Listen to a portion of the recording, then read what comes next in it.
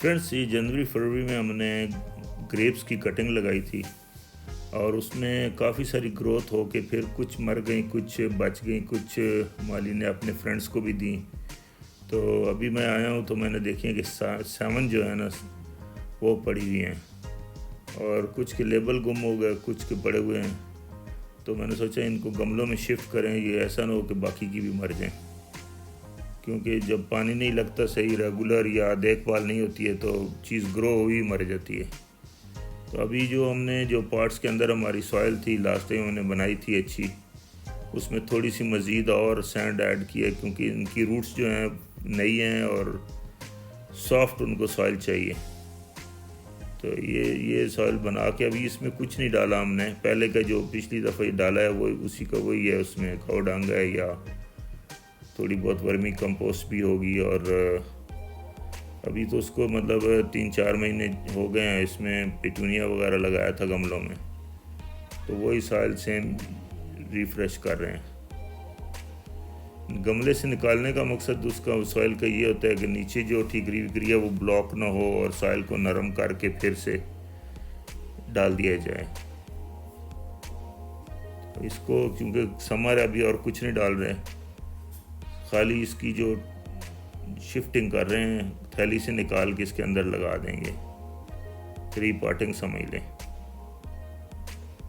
3 varieties जो हैं वो मुझे उनके ऊपर लेबल मिला है। एक सुल्तानिया सी का मिला है, एक सुंदर खानी का मिला है, एक NARC ब्लैक। तो 2 और वैरायटी थी तो वो मिक्सअप हो गई, वो क्लियर नहीं है। किंग रूबी तो हमारे पास पहले भी है, तो वो होगी तो दोबारा शायद एक आध वो होगी।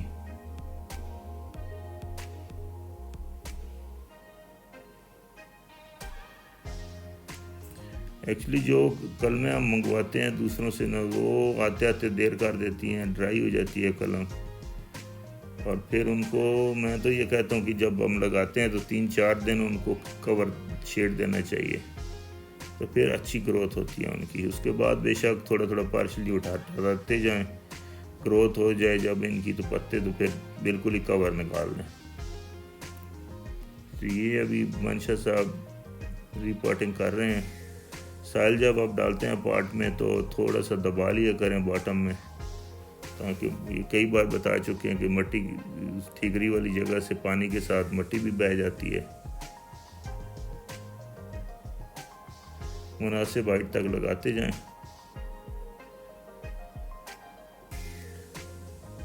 गर्मियों में थोड़ा पानी चूँकि ज़्यादा दिया जाता है तो उसके हिसाब से आप देख लें। ये फर्स्ट वीक में इनको थोड़ा सा शेड में रखूँगा, उसके बाद इनको आहिस्ता आहिस्ता बाहर निकाल लूँगा।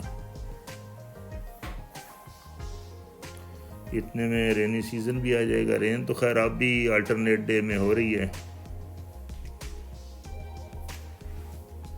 तो होपफुली कि ये सक्सेसफुली ग्रो हो जाएंगी। तो ये अभी हमने कर दिए हैं रेडी और इनको शिफ्ट कर दिया। ये यहाँ पे शेड है ऊपर गैराज का ना, तो यहाँ पे रख के पानी लगा रहे हैं। अभी पहला पानी फुल देना है और उसके बाद जब जैसे ड्राई होने लगे तो फिर देते रहना है पानी।